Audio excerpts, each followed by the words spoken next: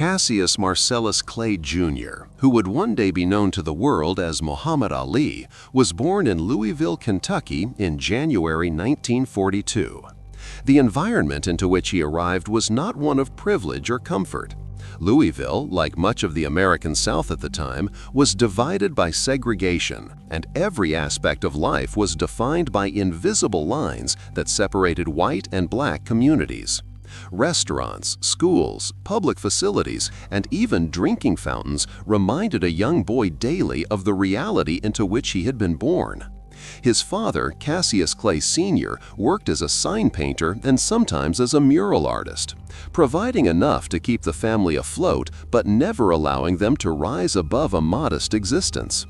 His mother, Odessa, devoted herself to raising her children and tried to shield them from the harshness of a world that often judged them not by their talents or their kindness, but by the color of their skin.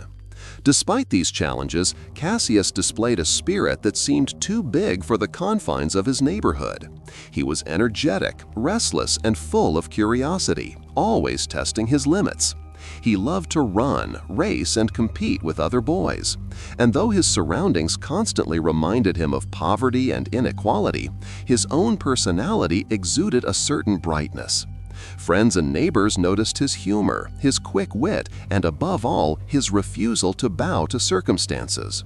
Even as a child, there was something in him that suggested he would not quietly accept the role society tried to assign him. The story that became part of his legend began when his bicycle was stolen at the age of 12. Cassius, devastated and furious, reported the theft to a police officer. His words were not simply about retrieving a bike. They were an impassioned declaration that he wanted to fight the thief and make himself strong enough never to be taken advantage of again. The officer, Joe Martin, happened also to be a boxing coach, and he directed Cassius to a local gym. That simple moment of chance became the spark that ignited one of the greatest sporting journeys in history. In the gym, Cassius encountered an environment that felt entirely new. The smell of sweat and leather, the sound of fists hitting heavy bags, and the rhythm of skipping ropes created a world where physical strength and discipline could shape destiny.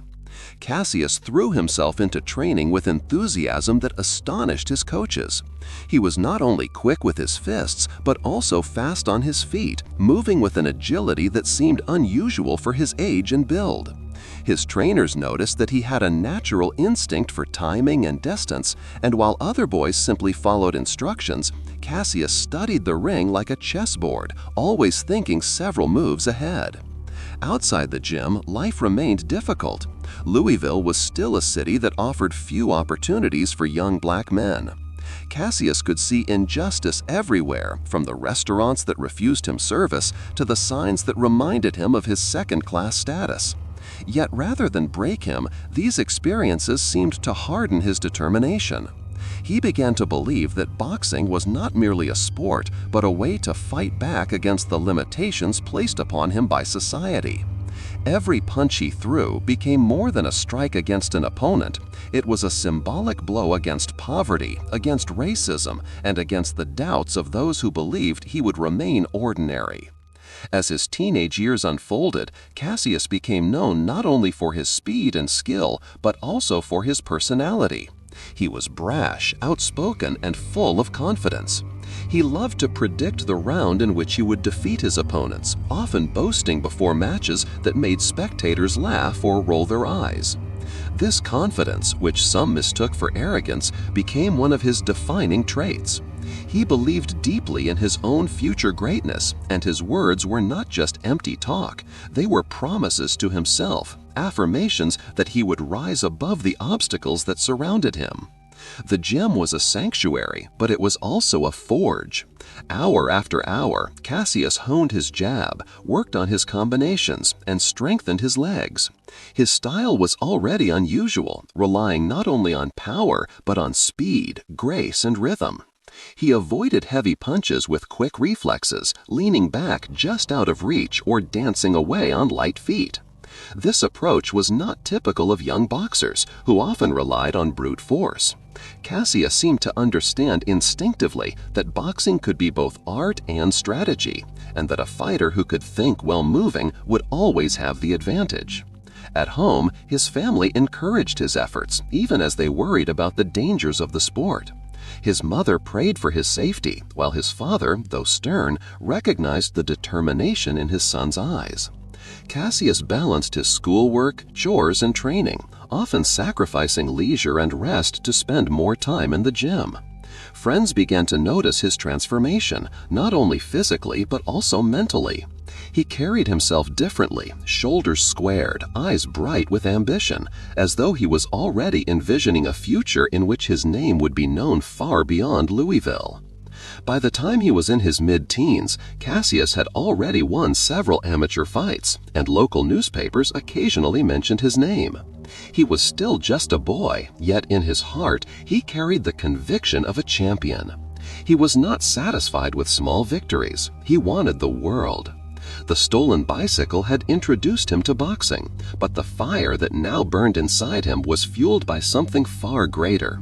It was the desire to escape poverty, to challenge the injustices that weighed on him, and to prove to everyone, perhaps especially to himself, that he was destined for greatness. This was the birth of the fighter. In the ring, Cassius was learning to channel his energy, his anger, and his dreams into something tangible. Outside the ring, he was beginning to shape the persona that would one day captivate the world. His laughter, his words, his flair for performance, and his relentless drive were all being forged in the crucible of youth. In Louisville, among the segregated streets and modest houses, a boy was growing into the man who would change the face of sports and become a voice for millions. The journey had only just begun, but already the foundations were laid for a life that would be as much about spirit and conviction as it was about fists and titles. As Cassius Clay grew into his late teens, the ring became his true home.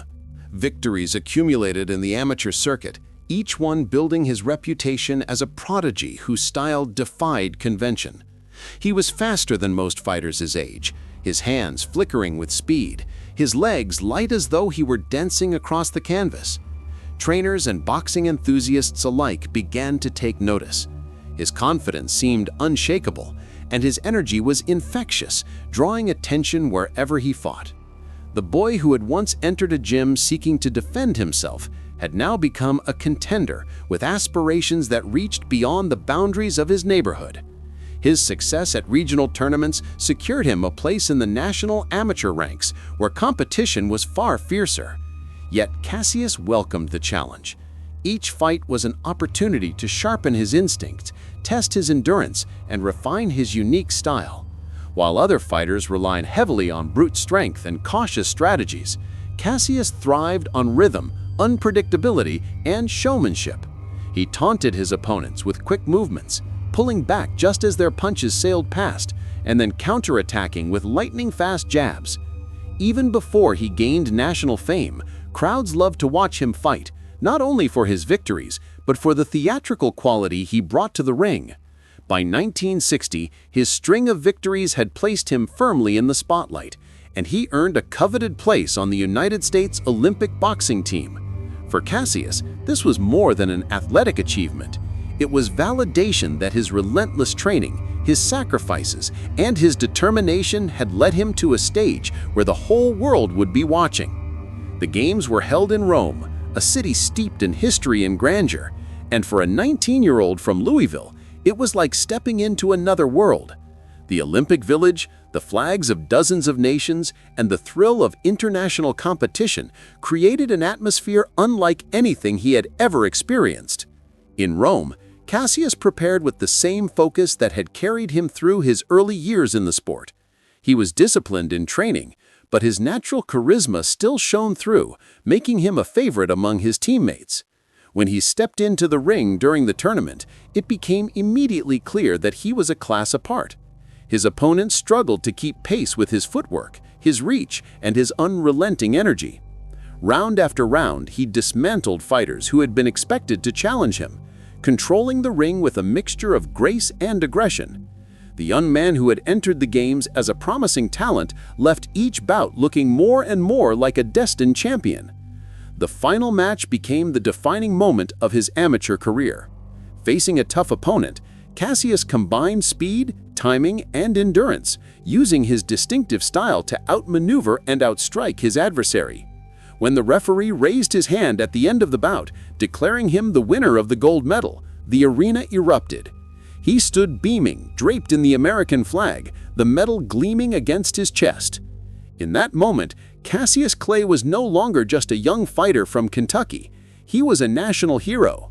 Newspapers hailed him as a rising star, and commentators spoke of his extraordinary potential. The boy who had once vowed to punish a bicycle thief had now conquered the Olympic stage. His return to the United States carried with it all the pomp and admiration reserved for champions. Parades, interviews, and ceremonies celebrated his achievement. In the eyes of the public, he was a symbol of youthful promise, determination, and national pride. But behind the applause and banners lay the sobering reality of America in 1960. Segregation remained entrenched, and racism persisted even in the face of his Olympic triumph. Stories circulated that he had been refused service in restaurants despite wearing his medal, a reminder that his accomplishments could not shield him from the prejudice woven into the fabric of his homeland.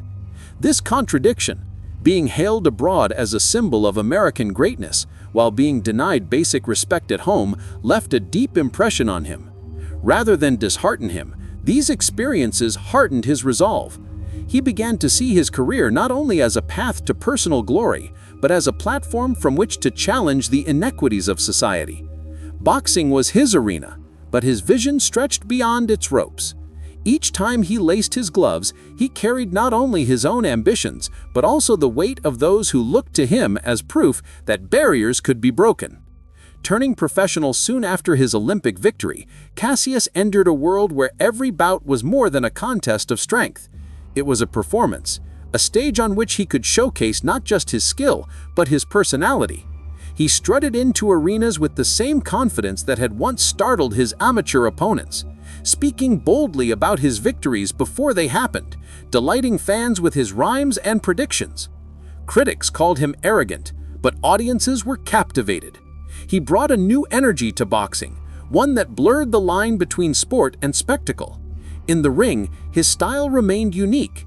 He floated across the canvas, dodging punches with reflexes that seemed supernatural, striking with precision before his opponents could react.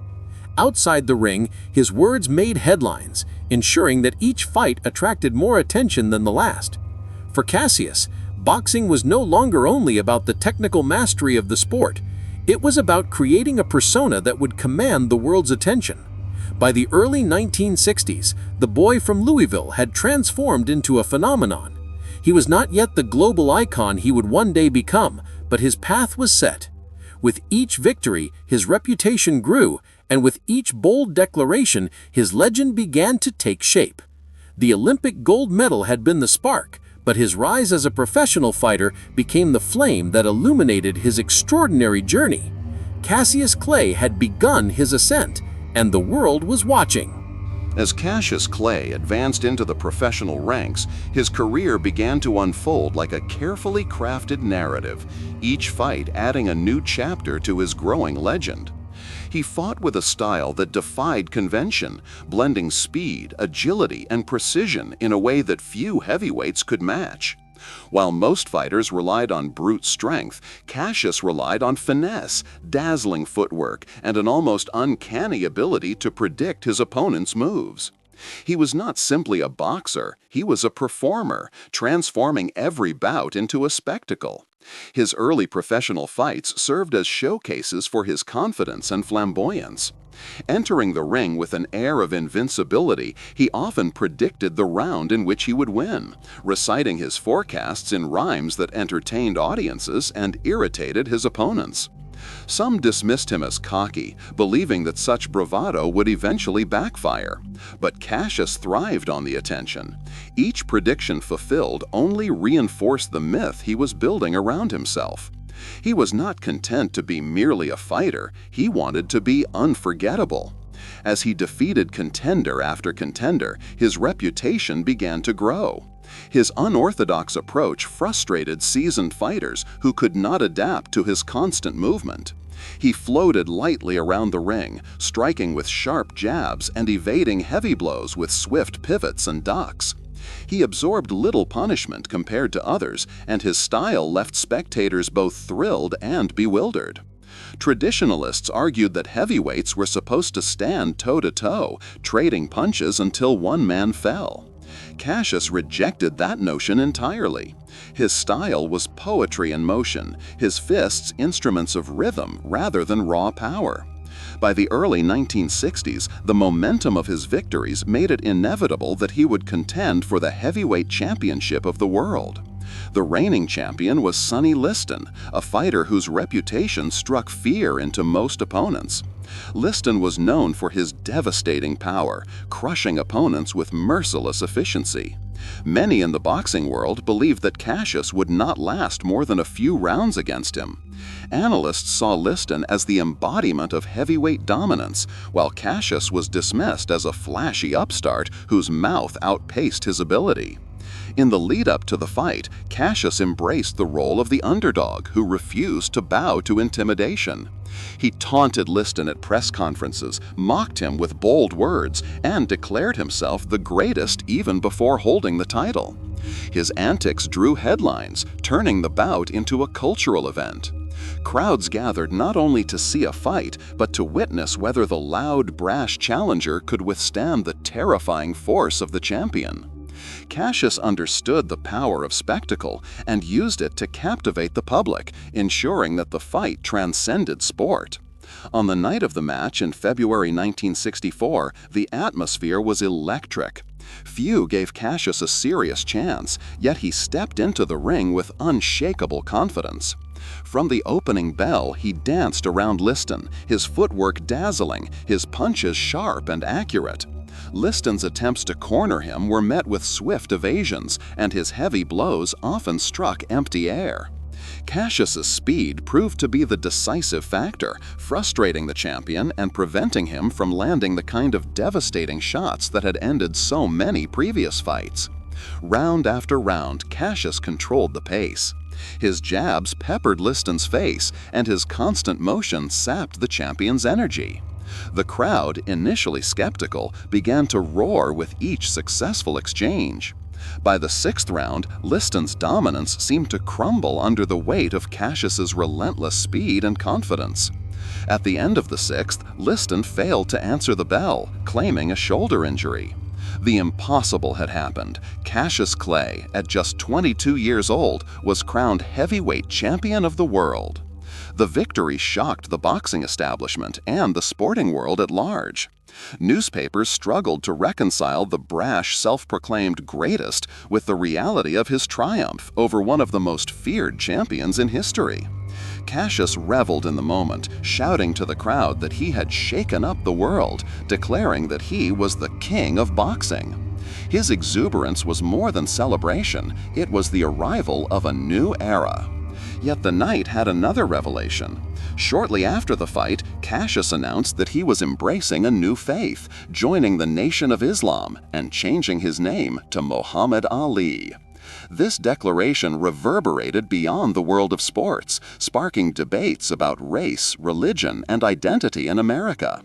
Ali was no longer just a boxing champion. He was becoming a cultural figure whose influence would extend far beyond the ring. The transformation was complete. Cassius Clay, the boy from Louisville who had dreamed of punishing a bicycle thief, had ascended to the summit of his sport. But with the heavyweight crown came greater scrutiny, expectations, and responsibilities. His words, once dismissed as youthful arrogance, were now amplified by the authority of a champion.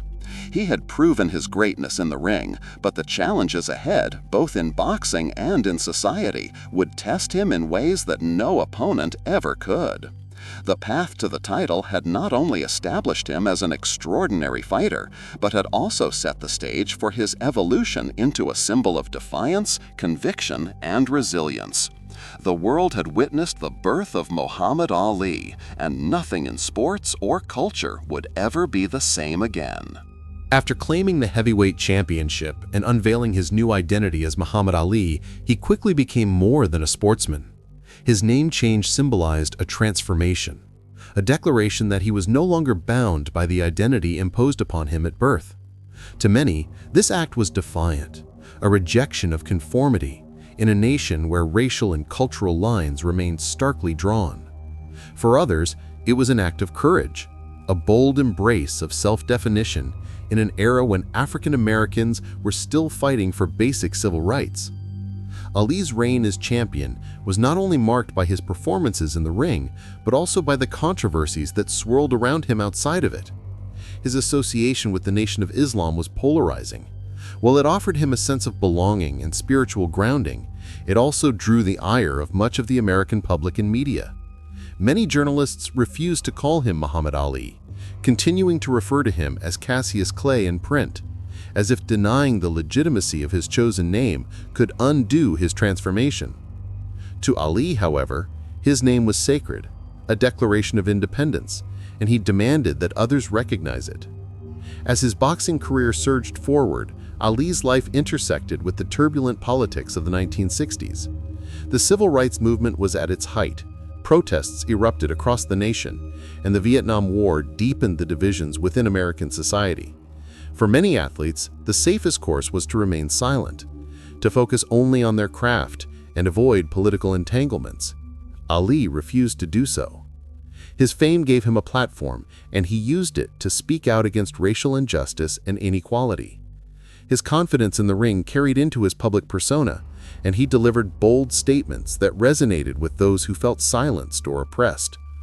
The defining confrontation of this chapter of his life came in 1967. As the United States escalated its involvement in Vietnam, Ali was drafted into the military. The expectation was simple. Like other men of his age and status, he would serve when called. But Ali refused. Citing his religious beliefs and moral objections to the war, he declared that he would not take part in a conflict that in his eyes was unjust and targeted people who had done him no harm. He questioned why he should fight abroad when African Americans at home were still denied equality and dignity. His refusal sent shockwaves through the nation. To supporters of the war effort, Ali's stance was seen as unpatriotic, even traitorous. To his admirers, it was an act of immense bravery, proof that he was willing to risk everything, his career, his freedom, his reputation, for the sake of his principles. The government's response was swift and unforgiving. Ali was stripped of his heavyweight title, his boxing license was revoked, and he faced the threat of prison for draft evasion. The years that followed were some of the most challenging of his life. Denied the chance to fight, Ali found himself on the outside of the sport that had defined him. For a man in his physical prime, the enforced absence was a punishment that cut deeply, but he did not retreat into silence. Instead, he traveled across the country, speaking at universities and rallies, addressing issues of race, war, and justice. His words carried weight, not only because of his fame, but because of the sacrifices he had made to stand by them. Financial struggles mounted as he lost the income that had once come with each fight. Legal battles consumed his energy, and the possibility of imprisonment loomed large. Still, he remained steadfast. Each time he appeared in public, his charisma and conviction drew crowds. His defiance became symbolic of broader resistance movements, and he emerged as a cultural figure who transcended the boundaries of sport. As his case wound through the courts, public opinion began to shift. The war in Vietnam grew increasingly unpopular, and the same voices that had condemned Ali started to recognize the strength of his convictions. He had refused to bend under pressure, and his stance earned him a new form of respect. He was no longer merely a champion in the ring, he was a champion of conscience. For more than 3 years, Ali lived in exile from boxing, barred from practicing the craft that had lifted him to fame. The absence threatened to erode his legacy, but in truth, it only expanded it. His sacrifice redefined him, transforming him into a symbol of resistance against injustice and a figure who represented courage not only with fists, but with principles. By the time his case reached the Supreme Court, the question was no longer whether he could box again, but whether America itself was ready to confront the contradictions he had exposed. In 1971, the court overturned his conviction, allowing him to return to the sport. But Ali was no longer the same man who had left it. His time in exile had tested him in ways no opponent could.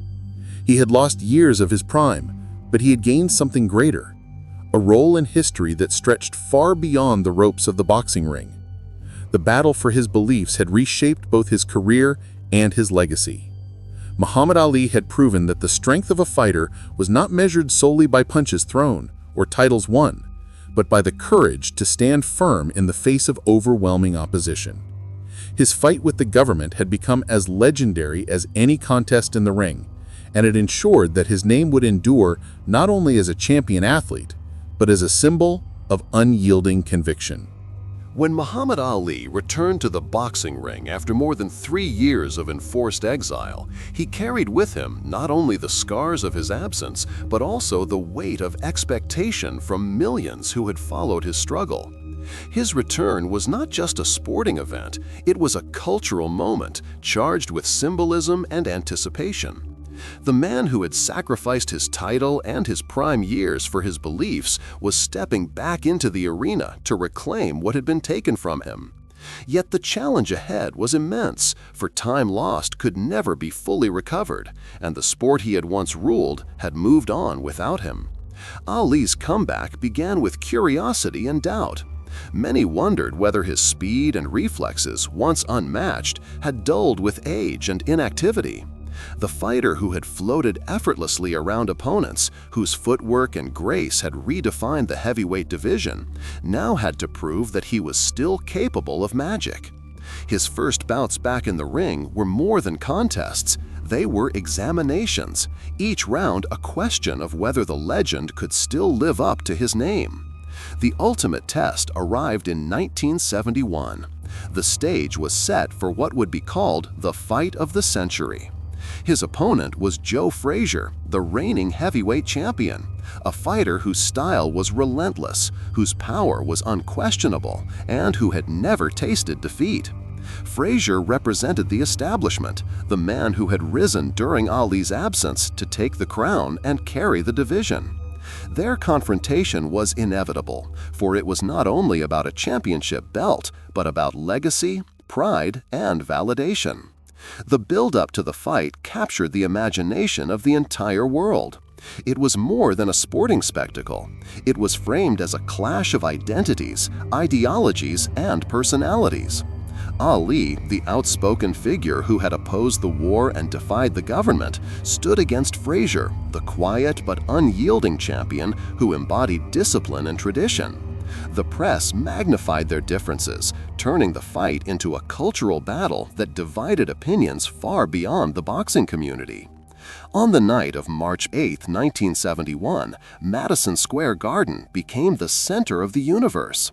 The arena was filled with celebrities, politicians, and fans from every corner of society, all eager to witness history. Millions more watched on television, their eyes fixed on the ring where two undefeated champions would collide. For Ali, it was a chance to prove that exile had not broken him, that his skills and his confidence remained intact. For Frazier, it was an opportunity to cement his place at the pinnacle of the sport by defeating the man many still considered the true champion. From the opening bell, the fight was a brutal demonstration of willpower and resilience.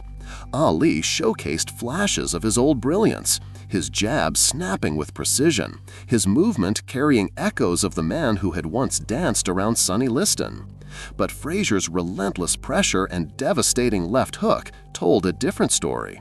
Round after round, Ali absorbed punishment, his body pushed to its limits by a man who refused to yield. The exchanges were fierce, each moment a test of endurance as much as skill.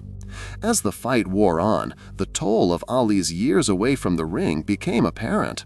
His stamina wavered under the unrelenting assault, and yet he refused to back down.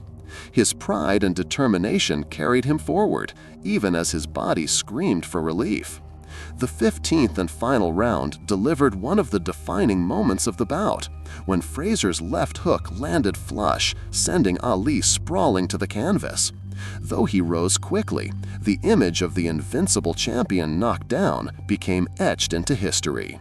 When the decision was announced, Frazier emerged victorious by unanimous verdict. For Ali, the loss was a bitter pill, a reminder that the road back to greatness would not be easy. Yet in defeat, he gained something intangible. His performance, marked by resilience and courage, reaffirmed his place in the hearts of fans. The man who had once been exiled for his beliefs had returned to the grandest stage, and even in losing, he had reminded the world of his spirit. The fight elevated both men to new heights of fame. Frazier was hailed as the undisputed champion, but Ali's role in the spectacle ensured that his relevance remained undiminished. The rivalry between the two became the centerpiece of boxing in the 1970s, a narrative of contrasting styles and personalities that captivated audiences again and again. Ali's return to the sport after his years of exile was more than a comeback. It was proof of endurance, a testament to his refusal to be broken by circumstance. Though the fight of the century had ended in defeat, it was the beginning of a new chapter, one that would see Ali tested in ways that would ultimately define his legacy. The world now understood that Ali was no longer just a fighter chasing titles. He was a man fighting against time, against the limits of his own body, and against the doubts that shadowed his every step. In the aftermath, he did not retreat into silence or despair. He trained harder, sought new opportunities, and prepared for battles yet to come. The road back to the championship was not closed. It was simply more arduous. The loss to Frazier was not the end, but a crucible, shaping Ali into a figure whose greatness would emerge not only from victories, but also from the resilience he displayed in moments of defeat. The fight of the century became one of the most iconic events in sports history, remembered not only for the punches thrown, but for what it represented. It was a clash of titans, a cultural milestone, and the start of a trilogy that would define an era. For Ali, it marked the point where his myth began to transcend wins and losses. He had re-entered the ring as a man many thought was finished, and he had proven that his spirit, his courage, and his charisma remained untouched by time or exile. His journey was far from over. The battles that lay ahead would be even more demanding, pushing him to the brink of exhaustion and glory. But in stepping back into the ring, in facing defeat with dignity, Muhammad Ali had already reclaimed something greater than a title. He had reclaimed his place as a champion in the hearts of millions, a fighter whose legend would continue to grow with every step he took. As the 1970s unfolded, Muhammad Ali's career entered its most dramatic and punishing phase. The battles he fought were no longer just contests of skill and athleticism, but wars of endurance against younger, stronger, and hungrier opponents. Each fight became a measure of how much his body could endure, how much punishment his spirit could withstand, and how much his name alone could carry him beyond the limits of flesh and bone. He was no longer simply the fastest, the slickest, the most dazzling fighter of his era. He had become a man fighting not only for titles, but for his place in history, carving his legacy through both triumphs and sacrifices. The rematch with Joe Frazier in 1974 showed the world that Ali's fire had not been extinguished. He fought with renewed discipline, relying on his jab, his defense, and his tactical intelligence. He outpointed Frazier, regaining his momentum and positioning himself for the greatest challenge of his life, a confrontation with George Foreman, the reigning heavyweight champion. Foreman was seen as an unstoppable force, a younger man with devastating power who had demolished both Frazier and other contenders with alarming ease.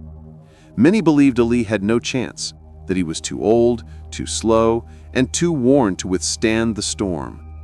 Yet in October 1974, in Kinshasa, Zaire, Ali proved once again that he was more than a boxer. The Rumble in the Jungle became a masterclass in psychological warfare and strategy. Ali unveiled his now famous rope-a-dope tactic, leaning on the ropes, absorbing Foreman's ferocious punches, and waiting patiently for his moment. Round after round, he let his opponent exhaust himself, while whispering taunts that chipped away at Foreman's confidence. In the 8th round, Ali unleashed a sudden, precise combination that sent Foreman crashing to the canvas. With that knockout, Ali reclaimed the heavyweight title, completing one of the most stunning comebacks in sports history. The victory in Zaire was more than a championship. It transformed Ali into a global hero, a symbol of resilience, intelligence, and courage.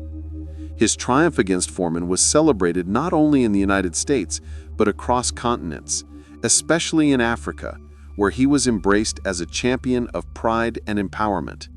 He was no longer just a fighter.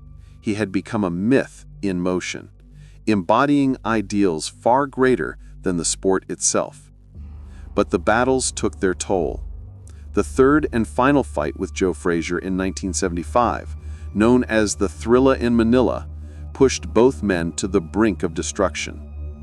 In the searing heat of the Philippines, they fought with a ferocity that bordered on madness.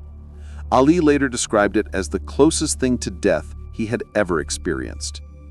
After 14 rounds of brutal punishment, Frazier's corner stopped the fight, unable to let their fighter continue. Ali had won, but the victory left him physically shattered. His body, battered and swollen, bore the marks of a man who had given everything to remain on top. In the years that followed, Ali continued to fight, though the signs of decline grew clearer.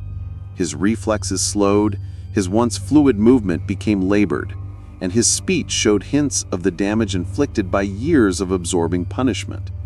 Yet his aura never diminished. Crowds still gathered to witness him, not because he was invincible, but because he represented something transcendent. Even in decline, he carried himself with the dignity and charisma that had defined him from the beginning. By the late 1970s and early 1980s, his career entered its final stage.